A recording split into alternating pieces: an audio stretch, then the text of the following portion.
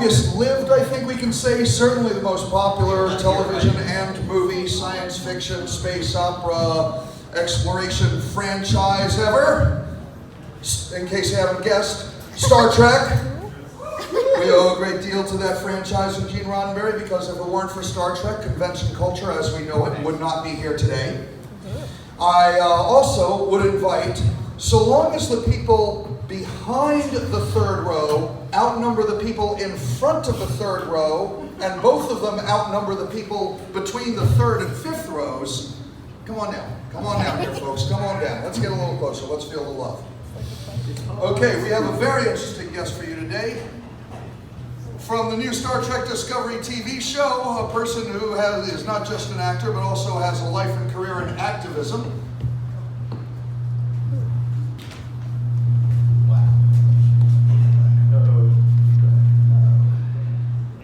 There we go. So, ladies and gentlemen, the one and only Dr. Hugh Culber, as you may know, whose real name happens to be Wilson Cruz. With Big Apple's Dan Fogel moderating the discussion. Hi. Welcome, thank you for coming. I don't know what this, yeah, it says it's on. Everyone can hear us? Yep. Yes. Cool. Well, as the biggest Trekker in the Big Apple crew, there is no way I could avoid getting Wilson here for all of us and moderating the panel myself. And I'll just say, Star Trek, it's a way of life for most of us. I mean, I grew up when it was in syndication and there was no animation, but I've seen every single episode multiple times. Discovery I've seen about 4 times so far. And it's amazing. After so long without Star Trek on TV, we had the movies, sure, but there's something about episodic television. And now that it's 2018, and we have the Netflix model of pay as you go, you can literally vote with your dollars. Don't be cheap. It's $6.50 a freaking month. With commercials, you can deal with commercials. But I'm just saying, if you aren't subscribing already, please do. It's a vote for Star Trek, and they're paying attention. But it is the #1. I mean, the stats are phenomenal. It's outdid Walking Dead in first run most of the time from the online streaming stuff. I'll try to keep the personal stuff to a minimum, but doctors are important to my family. My father was the ship surgeon on the USS Yorktown during Alan Shepard's Up and Down in 1961. And my daughter is studying biochemistry at Cornell because of Dr. Crusher on Next Generation. Yes. One of my closest friends, when I got the gig, first thing he did was text me. He was like, "You have no idea how many doctors are going to be inspired." He was like, "The reason why I'm a doctor is because of Beverly Crusher." Yeah. Like, cool. Woo. Yeah, and his character is the smartest one on the ship. He's the only one who put the clues together that Ash Tyler was really Vogue, and unfortunately paid the price, but as we know, no one is really dead in Star Trek. And he's under many, many layers of secrecy. But I think we can all guess at a few things. But I'll try and keep my geekdom to a minimum. Let's Let talk. your geek flag fly. Fair enough. Jeez. Well, let's talk about your life. I know you're from Brooklyn. I am originally from Brooklyn. Yeah. All right. Cool. Three corners in the house. Yes. Oh, well, yeah, neighbors. Yeah. And so pretty much you've been in the U.S. all your life? I was born here, yes. Cool. I know some people have traveled or studied abroad or stuff like that. And tell us how you got into acting, sir. The public school system was really my training ground. I started out as a musician first. I played saxophone, clarinet, and flute, and I was a singer, and all through my junior high school experience, and at one point the theater, the teacher came up to me and they needed guys, and he was like, saw me at a concert where I was part of the show choir, and he was like, "Oh, you seem to be comfortable on a stage," and that's where it kind of took off. And I actually got an agent pretty early. I was 16. We were living in San Bernardino, which is about 60 miles east of Los Angeles.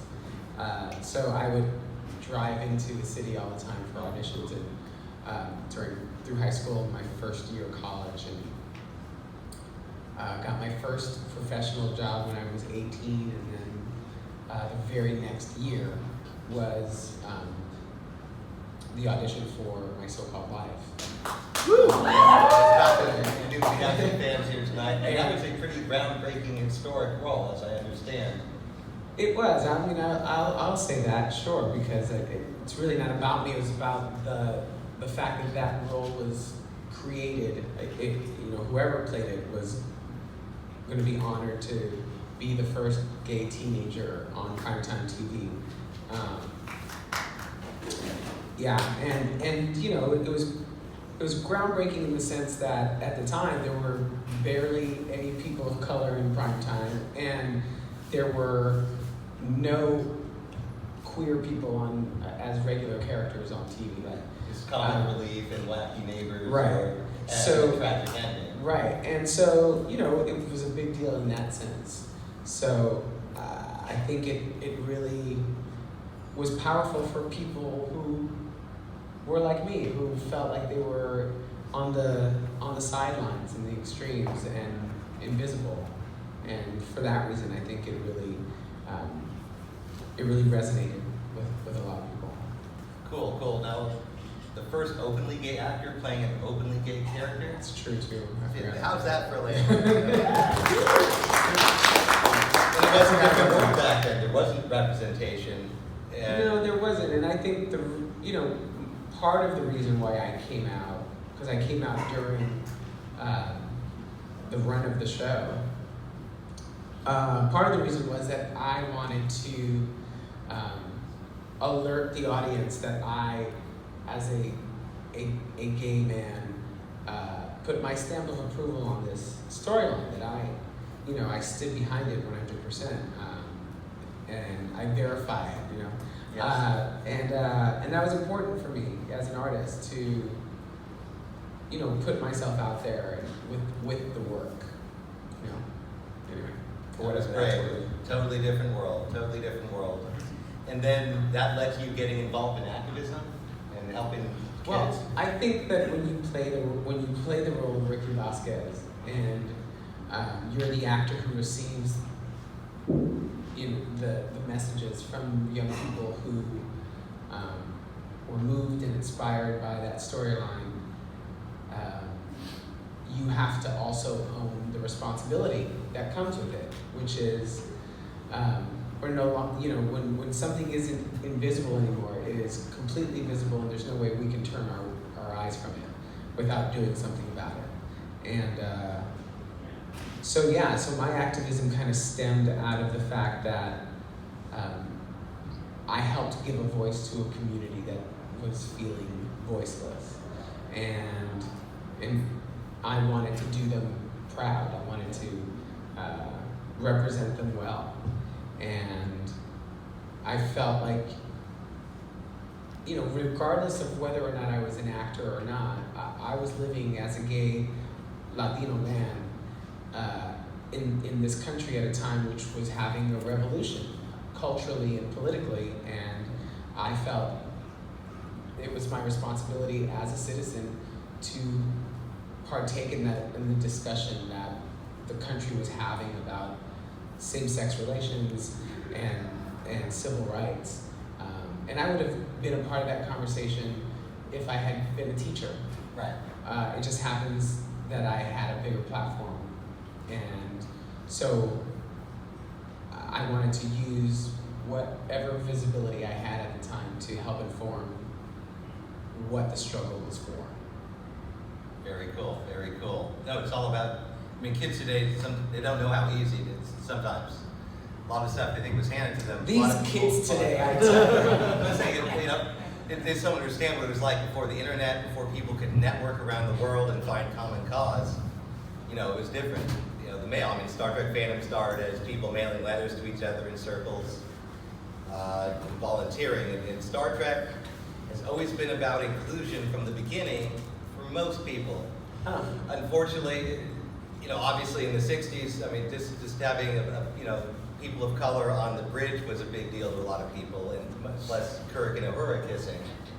Gee, I wonder what that will lead to. And then, you know, the suits, the producers are always worried about the stations in less tolerant parts of the country, and they sometimes won't show actual episodes. And they had reason to be nervous. There was every indication at the time that stations wouldn't show it, and many didn't.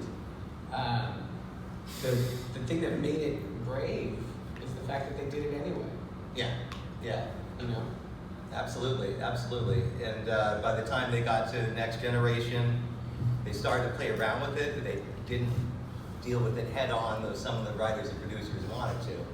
I mean, they had an androgynous race, but they had a woman playing the one Riker had the affair with. Right. And then on Deep Space Nine, they had women kissing, but one of them, they used to be male in their prior Trill incarnation. You know, they have symbionts inside them, and they have different hosts. So it was a start, it was the start of the conversation, but many people, rightfully so, didn't think it was enough. Now, we were hoping in Enterprise they would be able to address that. Is Malcolm gay?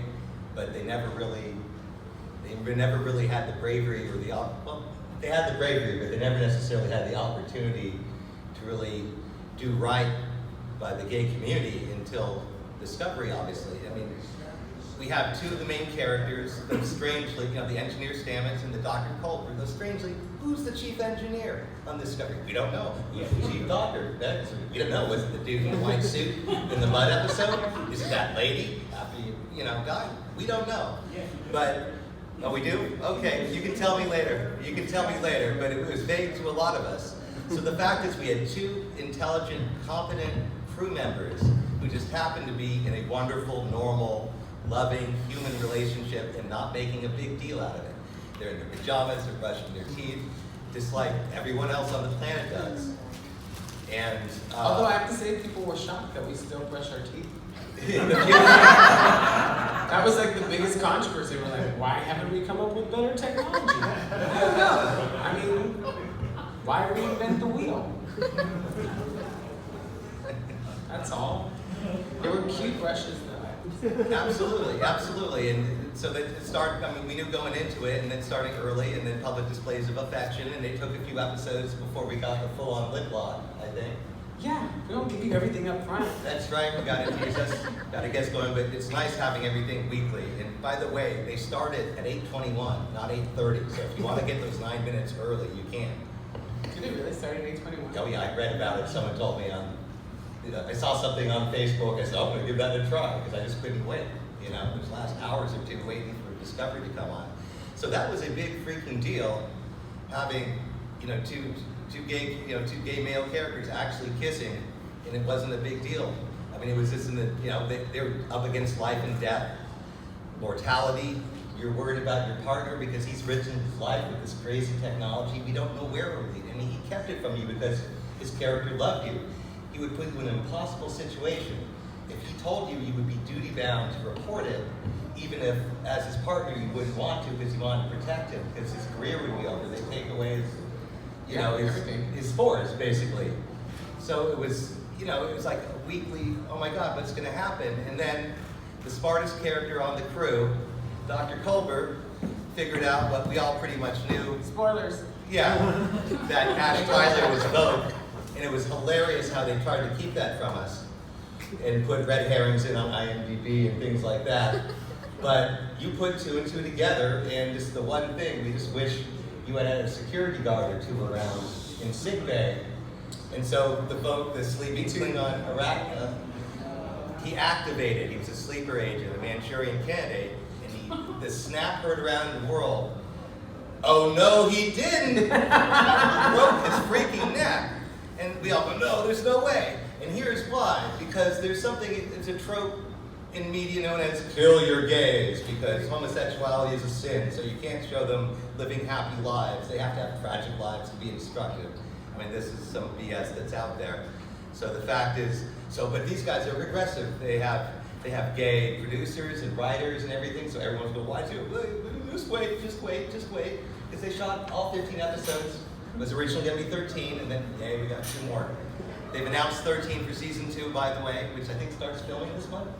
Monday. Okay. Holy crap, Monday.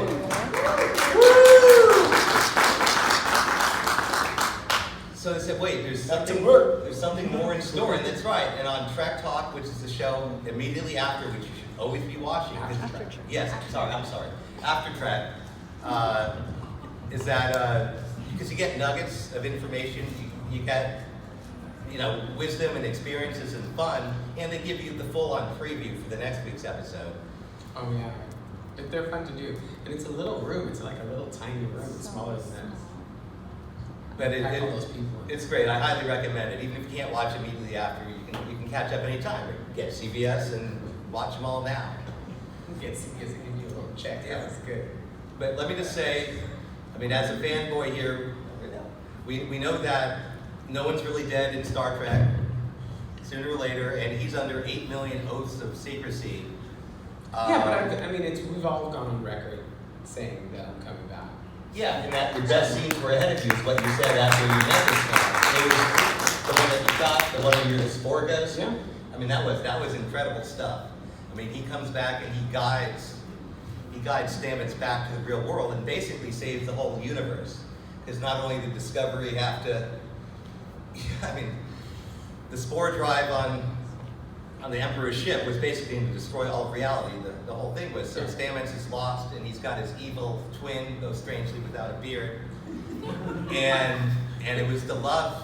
Do we really want to see Anthony Graff in a beard?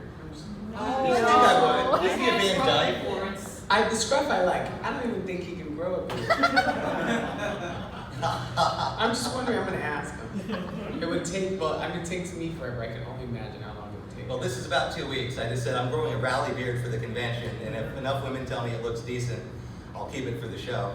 So you got to represent, but it's the thing. Anyway, yes. Mirror universe, evil people have beards. Anyway, so he got him back to the real world, saved Discovery, saved all reality, and we go, well, is that it? I mean, is he really dead? They wouldn't do that, no. And then we caught at the end this tiny little spore landed on Ensign Tilly's shoulder. I don't know if you caught that or not. I'm sure there's screen caps out there and GIFs. But that's my personal theory as to how Dr. Culber will come back to life. I think his soul might be in there, his Katra, as the Vulcans would say. So that's my own personal theory, but there's 8 million ways they could do it in science fiction. There sure are. But I am just hoping, as a viewer and as a fan, that there's more happy moments between the couple in the future. And I just hope that everyone keeps your lips shut so we can all be surprised every week. And I know he will. I'm not worried about that. I'm just saying, it's one little spoiler, and then we all jump on it for weeks. Well, what did he mean? Did he mean this? Did he mean that? But just it's nice to be surprised in watching a show that's made in the streaming world, because there's so much depth they can build. Now, I'm obviously a Deep Space Nine fan. I'm a Niner, and yay! The original series will always be my sentimental favorite. I mean, come on, how can it not? But for my money, they had 7 full seasons, and they weaved a lot of continuing stories in there in a long-form way. And that Discovery, with its depth of writing and the performances of the actors, I think is giving Deep Space Nine a run for its money, and I just can't wait to see. I gotta live long enough, at least for the 2nd season, then the 3rd and 4th. It'll give you at least a reason to live. You don't want to come back and have to haunt someone watching Star Trek every week. It's true. Thanks, Dan. Stay alive for Star Trek. That's gonna be our tagline next season. I mean, you got to get down to the basics. Stay alive. Got to get down to the basics. So, so you've done some work with GLAD as part of your activism and at-risk youth and things like that. Can you tell us how you got involved with it? Yeah. So, like I said earlier, because of the role I played early on, it's kind of been my desire to help make the lives of younger generations of LGBTQ people a bit easier. And so I've been, I worked with the Los Angeles Gay and Lesbian Center at one point, Trevor Project, and my work at GLAD was really about how we use the media to change the way that people think about LGBTQ people and our lives. And so it was a way of how do we use this medium in a way that is, allows people to create the content they want, but allow the true stories of LGBTQ people to be displayed. Because I think that's the medium of television, because it's in somebody's house. Yeah, It it's becomes intimate. very personal and intimate, and it's a good way to introduce yourself to people and ideas and concepts. But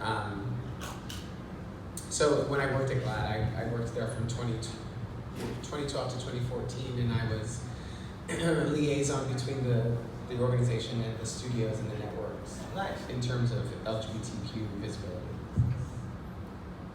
So yeah, And you were on the cover of The Advocate with Anthony yes, that was my. on December, right? It was January. January. Yeah, January 2018. Yeah. And then the British equivalent, right? Which was Attitude. Yeah, I guess you could say it's equivalent. I mean, that's, that in the shorthand. Yeah. Yes. So what's it like being on the cover of two magazines? Well, I'll tell you this, it's a lot of fun. I mean, it's easier when you do it with somebody you're comfortable with and that you know. But we did both of those covers on the same day, because we were here. I forget why we were here. Maybe it was, Paley Fest? yeah, maybe it was the Paley Fest Comic Con. Oh, that's right. Yeah, we were here, and then we did this shoot then. There were two different locations and two different photographers, but it was a day of that. It was cool. It was really cool. My mom thought it was great. I'm sure That's all that really matters. Yeah, it's true. I'm sure someone gave you a framed copy that's somewhere in your house. I have a copy. And you have it on your phone? No, I You don't don't have it have on it. your phone, come What on. do you mean that? Yeah, just having the picture, the cover. Oh no. That would be obnoxious. I'll let you have it on your phone. Fair enough. I'm just thinking all your friends would text it to you. Yeah. No, but it's cool. I will save it forever. Absolutely. It was very cool. But and yes, honestly, the only thing that matters is if my mother likes it, because if my mother didn't like it, she would also let me know. Which is always fun. Did she get CBS so she could watch you? Oh God, yes. Absolutely. Yes, I had already bought my CBS All Access, and they gave us a free membership. No.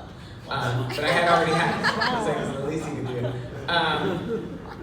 But I already had it, so I gave it to my mom. So my mom got it straight from CBS, which I feel like is appropriate. Very cool. That's like we said, season 2 he's starting filming Monday, so we'll probably see it on January. Any I didn't idea? say I was starting my day. I said Oh. they should start production. All right. No one said that. No one said that. Just want to be clear. Right. So hopefully I haven't January. said anything. Huh? Hopefully January the first. Yes. I mean, I don't know.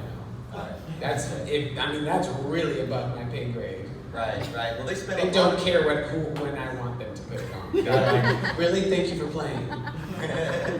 Well, they spent a lot of money on sets and costumes and special effects. It's all really first rate. And when they first announced Discovery, when showrunner Brian Fuller was attached, they were talking about an anthology series. Maybe we'll do a season set then, and then we'll do another season set in a different time and place. But when you think about the reality of how expensive it is, and we all want to see more of what's going to happen with the crew, the Discovery. So I think the anthology idea is dead. That we're just craving to know more about the lives of our friends, our heroes, our role models, and it's just so personal. Everyone's got their real fandom. You have your Star Trek fans, your Star Wars fans, and we're all fans of multiple genres, but everyone's got their thing. And Star Trek has always been about challenging you to be a better version of yourself. And I'm not saying Culver's a better version of you, but tell me how you play. I can barely act. Well, tell me what goes on in your mind, your preparation for playing. I mean, he's a doctor, he's smart, I mean, he's an officer. I mean, so tell me what you bring of yourself personally and what you created in your mind for the backstory to portray the character, I guess. I would say what I bring about myself is a fastidiousness. I feel that Dr. Culver is, he is a no-nonsense kind of guy, right? In terms of his work, he is he is the smartest guy in the room. You're right, and he's usually the smartest guy in any room except that the room in which Paul is in. Paul is always the smartest guy in every room, and the smart thing about Hugh is that he knows that. So I think I bring some of that. I don't, not the smart stuff. I feel like I bring my imagination to that for sure. But I bring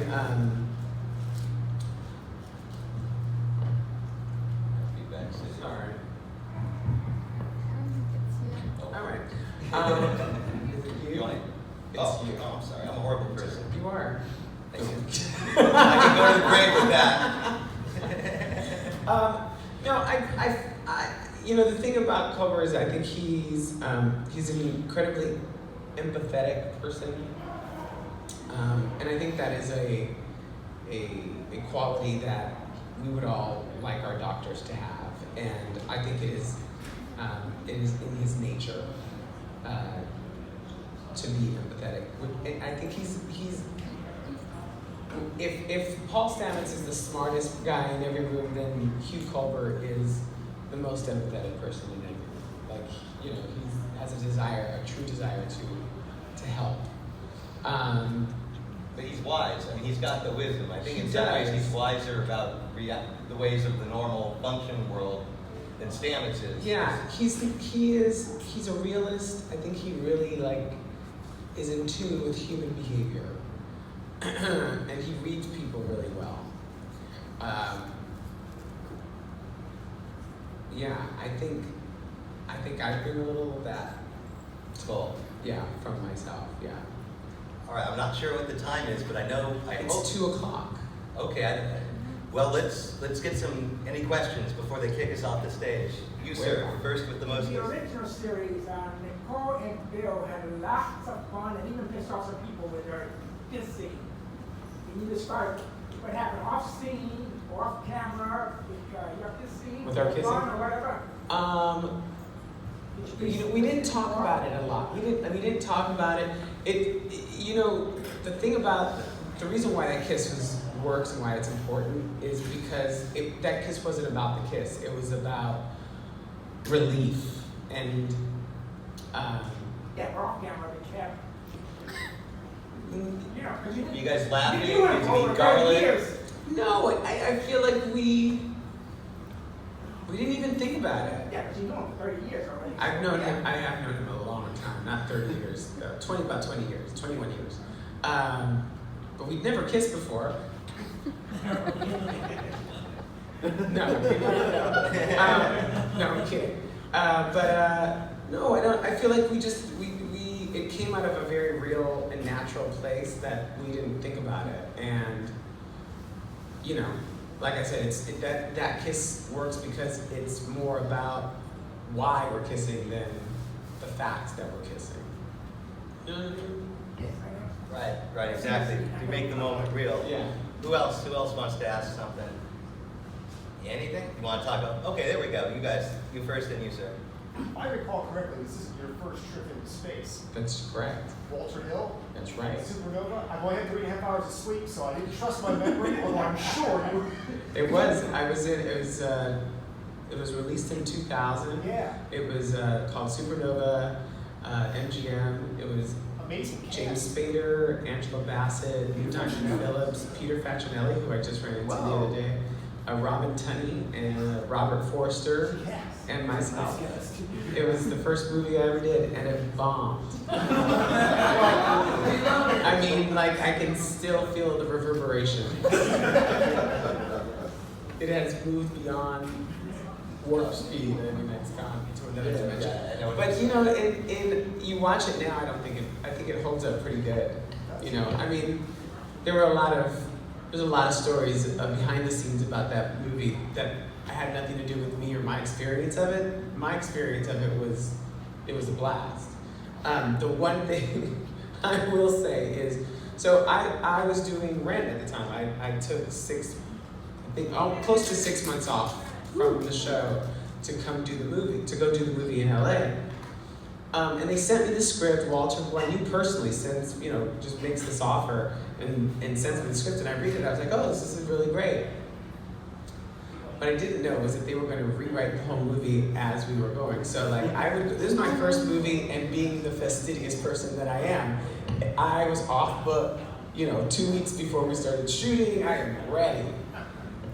Every single day we had new pages. Oh my God. So I would go home, and I would, the first 2 weeks, I would be home and diligent and going over my line.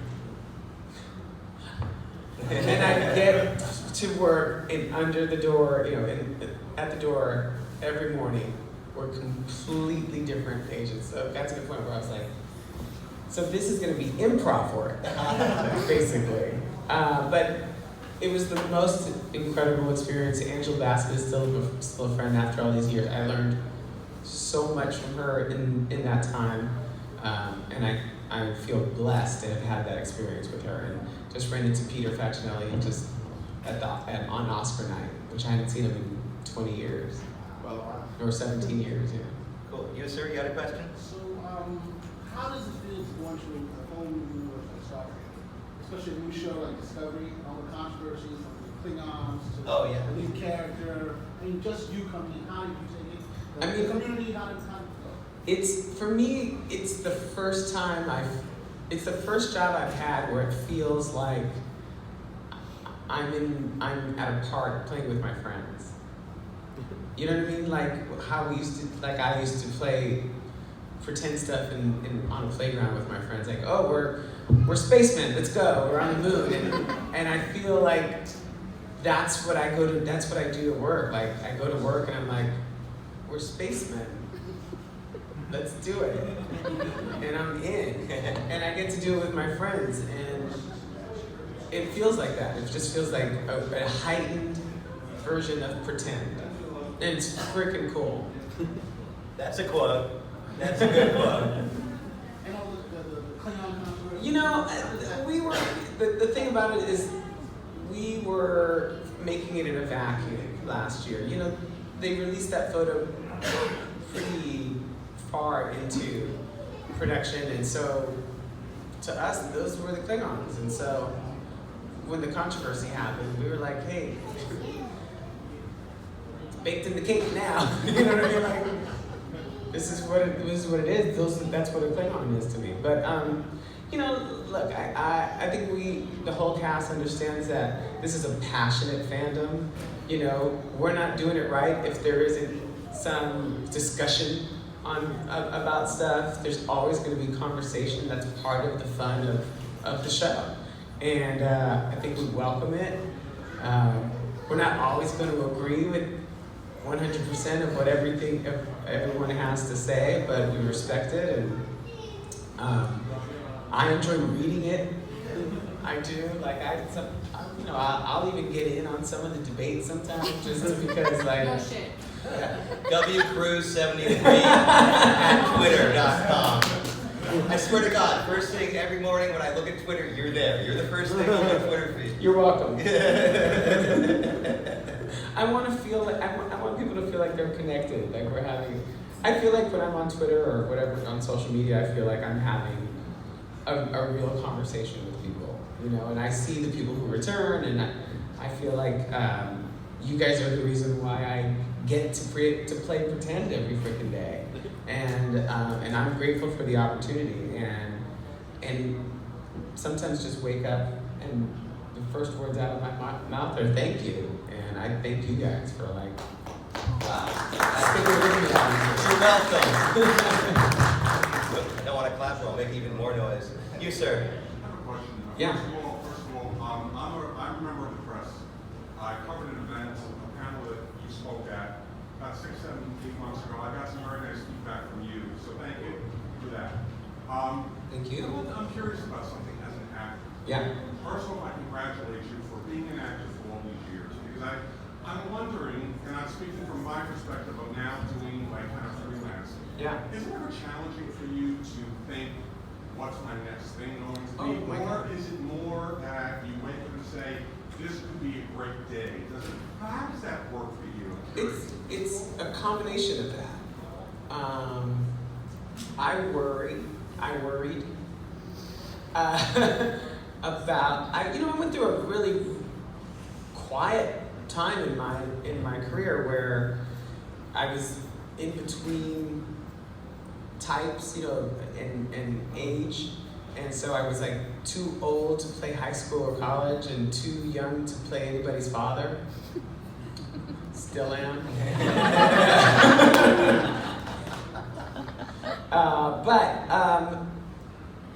But there was a really long span of time. I would say like 5 years where I did like one guest spot on this or that, and I was struggling, man. And so my job is not to wake up and say, oh my God, this is gonna be a great day. It's more staying open to the possibility of what I already know, which is that the universe is taking care of me. That I've set a foundation for my life in which, yes, there will be moments where there are valleys, but I have faith enough to know that that I am taken care of, just like you are. I think the anxiety of lack of money and opportunity does more damage to our psyche than the actuality of it. And so as soon as I figured that out, like I think about, this is an example, this is what I'm trying to get at, which is, I remember not getting a job that I really wanted and being so distraught that I didn't get it. And beat myself up and said the most terrible things to myself about myself because I didn't get this job. And then 2 weeks later, being offered something that was better for me than I even could imagine for myself. So I'm not gonna limit, I guess what I've practiced is that I'm not gonna limit my possibilities with my own thoughts. I'm going to have faith in the fact that the universe has a bigger plan for me than even I can imagine for myself. And I walk through the world expecting to be surprised, because I have been. Well, congratulations. Thank you. Well, until I see Zora kick us off, I'm gonna stay here. Sure. Yes, sir. So, don't yell at me, but I haven't had a chance to watch Discovery yet. There's so much time. I know. Like right now. I won't remember. I just watched the first 4 series this past year. Yeah. I'd never seen Star Trek before. I know I'm like super fan. So, Yeah. so I was wondering. I don't know how much of the original shows you've seen, but Yeah. like, who would you compare of the doctors on the previous shows? Like, which one do you feel like your doctor character is most like? And in what ways, and not in what ways? And also, do you have a favorite if you have watched it? So my favorite doctor is Crusher, because she was my first, because I was a big Next Gen person. That was really my intro. I was the right age when it came out. I was a boy, I was a nerd, and I was a teenager, and I was like, yes, space. I want to go somewhere where I'm not living in this reality, which is terrible. So she's my favorite. But when in developing Dr. Colbert, I went back and looked at the original series, and he's really crept up on me, Bones. Like, I feel like I see a lot of myself. I see a lot of myself in him. I can see that. When I watch, and I'm like, oh, and if we're gonna say that Kirk is the body and McCoy's the heart, and Spock is the mind, then Bones is the heart, and I really want a sense of that for Dr. Cole. I'm And so- excited to hear that. Yeah, so for me, it's kind of a combo of those two. Yeah. Because Crusher had that whole relationship situation that I'm also dealing with as well. Right. That little thing. Yeah. Thanks. Sure, thank you. Yes, Say sir. about the Latino community. And what? Latino community, anything. Yeah, I mean, one of my favorite things about having gotten this job was a friend of mine, right after it was announced that I was joining the cast, a friend of mine sent me this video of him capturing this episode of 30 Rock, where Tracy Morgan's character is in the elevator, just kind of shooting the shit, and he turns to everybody and says, "Why are there no Puerto Ricans in space?" Why are there no Puerto Ricans on Star Trek? That's what he said. Yeah, Puerto Ricans everywhere. I'm so proud that I can lay his concerns to rest.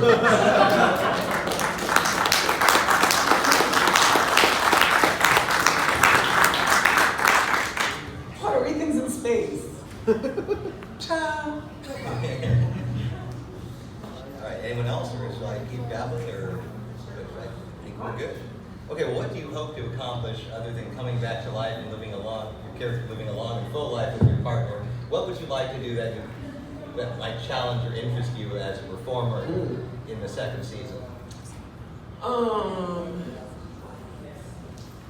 Well, I think what excites me about this coming season is what excites me about what I do in general, which is really fill out this character, and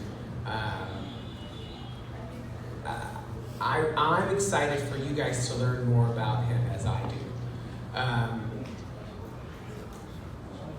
I feel like this season I'm trying to figure out what I can say without saying too Here much, we which is go. I feel like we're gonna really have a real sense of who this guy is by the time the season's over.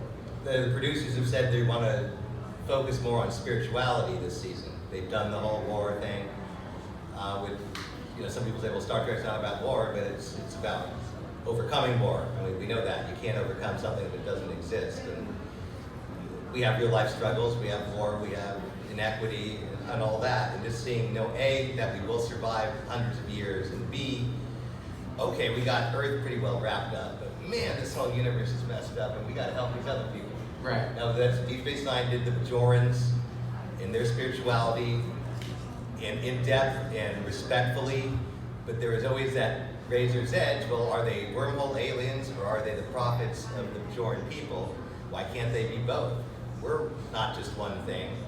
So, in terms of spirituality, what would you want to portray about how people feel about themselves and their place in the universe? If you got some cool plot or Right. something. Well, I'm not going to tell you that, but Yeah.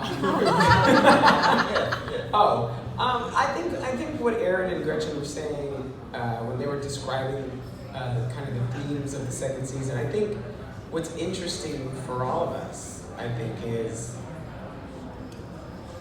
the where one ends and one begins, and that line, and that gray area even, and there's interesting conversation to be had about that, and I think that's a good conversation to have, especially right now. I think we can't. I don't think admitting that there's climate change means that you don't believe in the fact that there's a soul. I don't think you can. One doesn't negate the other, but there's room for both, and I think that's what we're going to look at. Yeah, well, obviously I can't wait. I'm excited. Yes, sir. So what future projects are you doing now before you start the film? So the second season of 13 Reasons Why should be premiering in the summer of 2018. So I was actually shooting the second season of 13 Reasons Why in Northern California, and then doing Discovery in Toronto at the same time. So the production managers on those shows were not thrilled with me, but because I would literally like work 3 days in Northern California, get on a plane, go to Toronto, spend 3 days there, get on a plane, I mean, it's back and forth. And that story is is also the answer for the question, why am I single? Because who the hell's gonna put up with that? Not that you were gonna ask, I'm just saying. Flight attendant. Right, flight attendant. We got a lady with a disco shirt It's a there. good point, a flight attendant. Yeah. Could I ask, is there anything that you know about your character or have headcanoned about your character that has informed the way that you portray? Something that maybe we haven't been told, but that you know? We know he doesn't like Castilian opera. He loves Castilian opera. Oh, the other one. Yeah. Uh-oh, fanboys. Well, you know, that's one thing, is the fact that he is such a fan of the opera. It tells me about his aesthetic, his worldview, that this isn't just a science mind, that this is a person who enjoys beautiful things, how, although quirky, or, you know, music that isn't quite as ubiquitous, you would say, but he's a very specific kind of appreciation for art. I think that does inform you about who this person is. But I also think the word, if I don't remember who it was from, it was early on in like our conversations about him, someone used the word formidable, and I was like, Yeah. So I liked that he, I like that he has this soft appreciation. I wouldn't say soft. This lighter side of him that appreciates the beautiful things in the world, but that he's also a force in his own right. I love that dichotomy. You want to do any kick-butt action scenes? I'm dying for them to do my first fight scene or whatever. I'm so in. Absolutely. I mean, he's got the. I have a lot of anger to really work out. No, that's fun. I mean, that's. The resident in the White House. I mean, I could take out a lot of aggression in a battle scene. 3 minutes. 3 minutes. We can cram in some more questions. Yes, sir. Follow up to the fight scene. Would it be too much literal if they paid homage to Sulu's famous Yeah. Want to have them shirtless with the sword? I've been known to take my shirt off. Fair enough. I think that's what he's getting. Yeah. I would do it in a minute. And I've known George a long time, so it would be great to pay homage. All right. Well, I think we're good. We're good. Wow. Thank you guys. Really nice to spend this movie with you.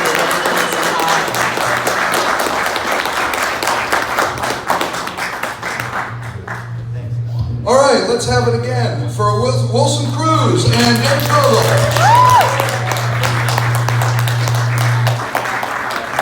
Yeah, I'm loud enough. I only need this. I'm loud enough. I only need to pretend I'm using a mic. Okay, who here enjoyed this panel? Woo! All